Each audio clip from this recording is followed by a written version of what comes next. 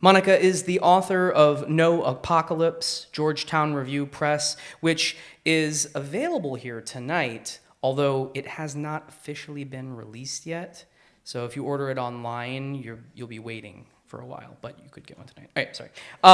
And the chapbook, Call It a Window, Midwest Writing Center, 2012. She holds an MFA in creative writing from NYU and has taught writing at Goldwater Hospital, NYU, St. Mary's Health Care Center for Kids, St. Thomas Aquinas College, and Stillwater's in a Storm Community Center. She is the current Kerouac writer-in-residence at the Jack Kerouac Project of Orlando, Florida. Please welcome Monica Wendel.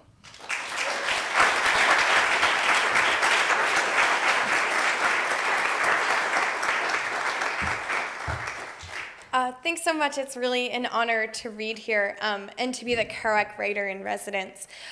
So the first poem I'm going to read, it was a tie, actually. I was like, do I read the poem that has mushrooms in it because that's what John King just read, or do I read the poem that has Jack Kerouac in it? But I think I'm going to go with Kerouac. So the only thing you really have to know about this poem is most of what I know about the 1950s I know from watching Mad Men and reading Jack Kerouac. So this is called Birthday Poem. There's a secret 1950s housewife in me that loves amphetamines. Do you love it too? The zip zap, the blue boogers? Is that the right word? I found dark lipstick in my room and wore it when I met Kerouac's ghost. He said I looked like a wound. Belly out, clammy skin. You would know, I thought. Let's vote on it. Let's settle this now. He put his arm out like a wing. Feathers came first, before the idea of flight. If I had been able to fall asleep, I would have woken up. I woke up Chris, and we looked at his painting. Stripes of seaweed, jellyfish. My whole jaw hurt. In a painting, nothing changes no matter how many times you look at it, unless you reach up to the wall and turn it one way and step back all over again. Kerouac said, "Today is my birthday," but no one remembered. Chris was asleep again. I lay between the two. I listened to a long time to his breathing. 2 days later, when I could sleep, he said that he felt electricity running through me, just lying there. The hours passed when I listened to his breathing and Kerouac's ghost and my own teeth rubbing against each other, bits of lace curtains coming apart and weaving themselves back together, again, again, again. This next one is called Brooklyn Triangle. You know, our brains are different. Oh, and this is the one that has mushrooms in it. So then I should have covered all my bases, I guess. Brooklyn Triangle. You know, our brains are different. They can measure these things. It shows up in the blood of mosquitoes and air conditioner drippings, the chemicals. Outside the poultry plant are cloudy feathers and the smell of vinegar. Last year, a street fair to celebrate Italian veterans set up a Zeppeli stand right there. Powdered sugar everywhere.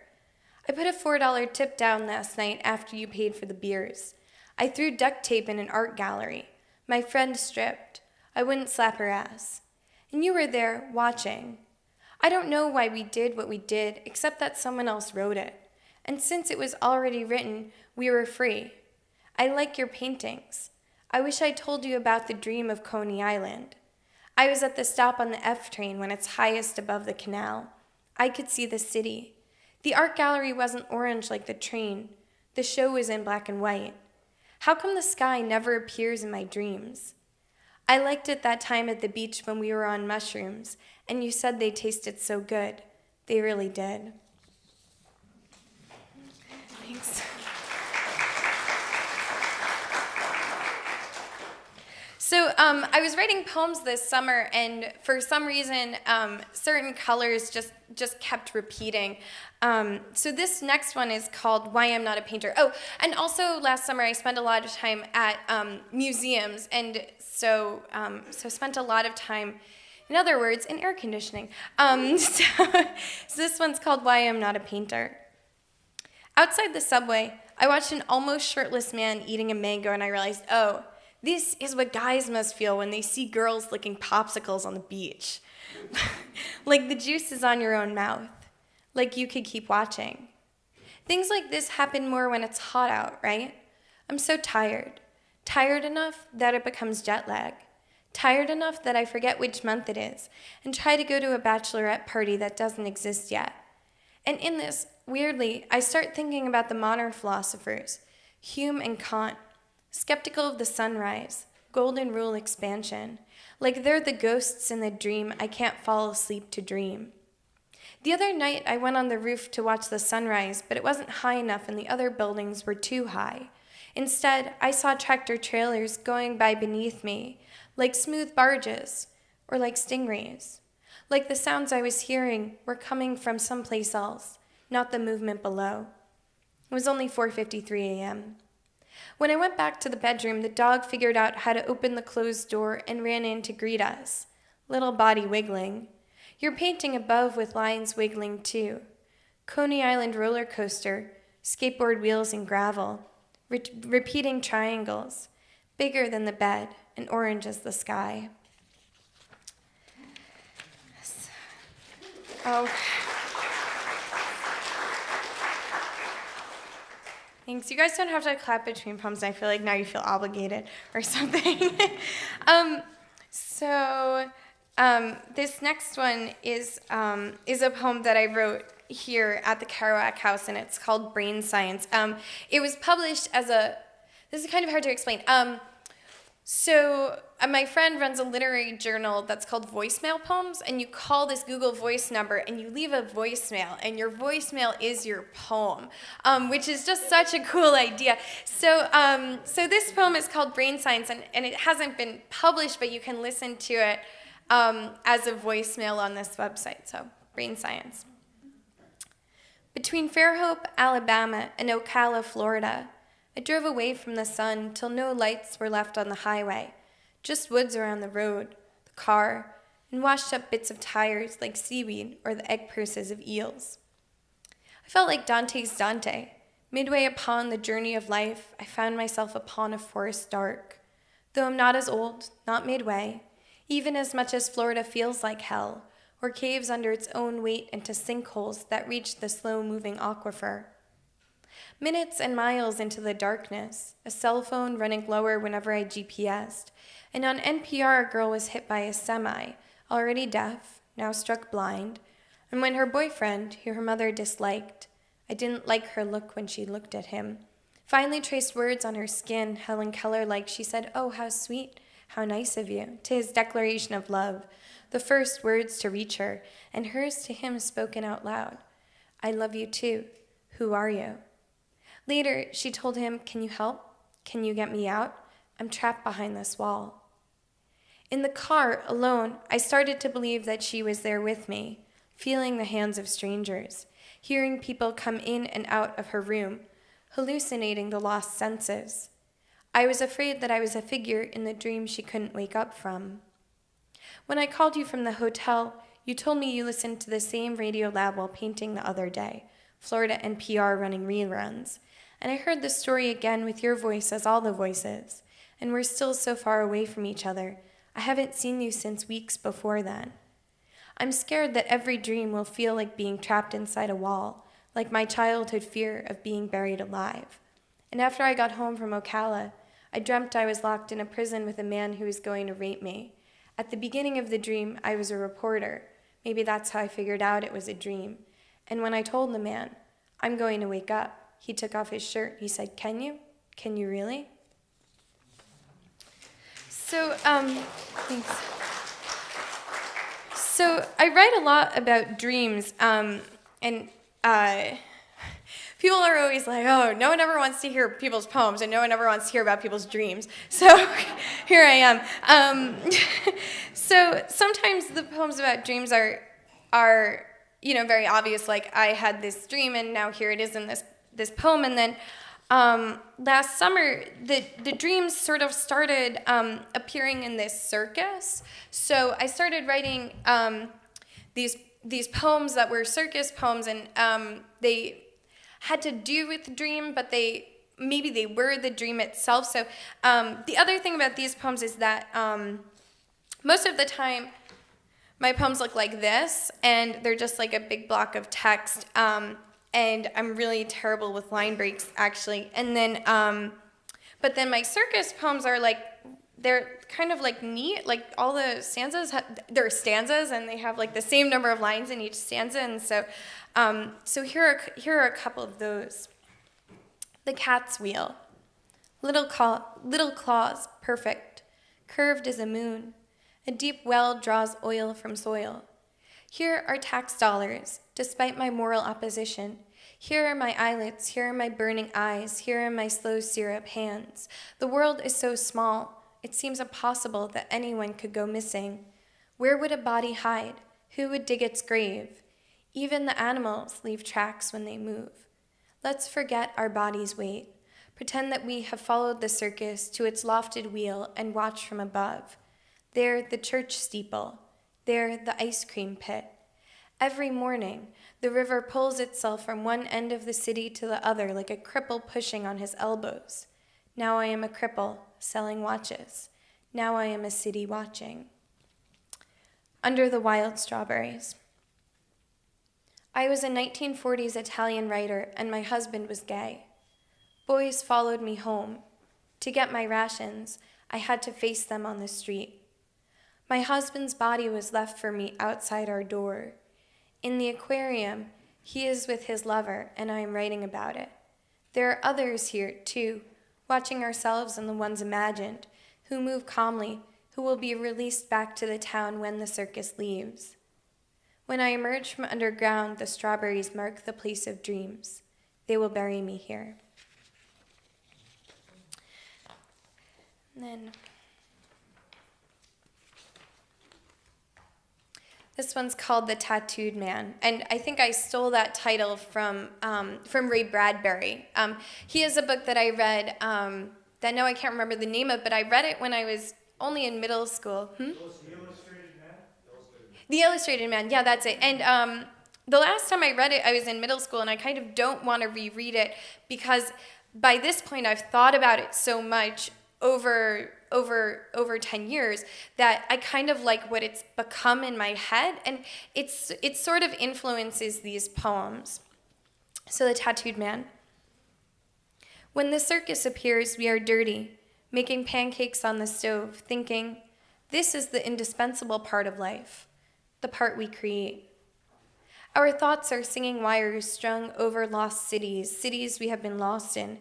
They enter into houses that cry out with secrets which we have not created. The circus is a slow-moving river, strong and bright as a glacier. Its body is a conduit for tides, the moon, desire. Quickly forgetting faces but not the touch sensation, lips conjured from metal and then a tongue and then a body. In this carnival tent is the bed, the window. Here are the crickets and salt water. Here the traffic light switches from red to green and back again, beckoning an empty street as I lay still. Upon waking, my hands are swollen, and is that trying to tell me something? What are the mysteries of the body? I want a formless sleep, the sleep of hunger, colorless as a fisheye, complete as a strike. Birth. The twins ask for a tent and call it the burden of mercy. On the first day, women begin to wait outside. Ropes hold the tent flaps open, wave the women in. Afternoon is for high heat and cleaning out the straw, the air. On the third day, more women appear. The twin who talks leads them out to the gravel where weeds with jagged edges grow. She teaches them to pick their own way. This leaf, if quickening, hasn't yet begun, but this one is if it has. The women clutch bellies, say they are stopped up. They do not say what is doing the stopping. 2. The fortune teller appears and says it is the fault of the moon. The circus's metal is so strong that no tide can reach her. The silent twin thinks, no circus planted a seed inside you, and no circus will take it out either. The twins give her tincture and press low on skin with the heel of a hand until blood appears. The fortune teller will stay for 2 days in the tent while the mind reader waits outside, purring, rubbing against the canvas walls. 3. On the last day, the twins meet the pregnant women. They hold hands, palpate bellies for kicks and sighs. They feel breasts for milk, rub shea butter from knees to feet. The fortune teller sleeps so the sisters tell fortunes. this many days after the moon, or you have two inside you like us, or this one's lungs will be weak, or this one wants to come out wrong. Let me show you. This is how the midwife should move her hand inside you and turn. 4. The mind reader wakes in his tent from a long sleep. The twins are gone by then, carrying silver coins in scarves, leaving behind an open space, grass knotted low, the smell of burnt alfalfa. Tracks lead to the towns the circus has already left. He wonders what was there. In a landscape of animals, tents, dreams, he sees oceans within each body, muddy bones dissolving bit by bit into each wave. So now I'm gonna read some poems from No Apocalypse. Having a book out is really weird. When I was writing the circus poems, I was like, can I get them in this? You know, and my editors are like, Monica, stop it, you know, because I kept emailing them, and so it's strange for me to have something that's finished. So I'm just gonna read a few poems from here. This one, let's see if I can find it. So it's called No Apocalypse, in part because I thought it was going to come out in 2012. That actually didn't happen because I kept emailing my editors with all sorts of really great ideas, as you can tell. But also because living in New York, you feel like this sense that, well, in New York, there are so many abandoned places like this place on the cover. And then with Occupy Wall Street, in the sense that things will be deserted, but they're also so filled. And speaking of dreams, I was having a lot of dreams about the apocalypse where I was in a city and the city was empty. So this next poem is called, Do You Think the Easter Islanders Thought There Was Something Else Out There? When the sun sets early before Halloween, we are standing in the park with the river to one side and the buildings tall beyond the river. It feels like being within a small circle, sun leaving. It feels like we are leaving. When Leela asks that about the Easter Islanders, I don't know if she's saying, look, even those people weren't stupid enough to think what we're thinking. Even they know that beyond everything they'd ever seen, there's more. Or if she was saying the opposite, that we are just like them on an island and we know just as little as they knew. Or if maybe she was saying something completely different about environmental destruction and the collapse of a civilization. But right around when I reach that last theory, the sun slips away behind Manhattan and the Freedom Tower's lights turn on. And we start talking about Occupy Wall Street, their colonies like spores in the privately owned public spaces, which are also like islands or like volcanoes, the atria and lobbies of financial buildings that were built past regulation, past building code.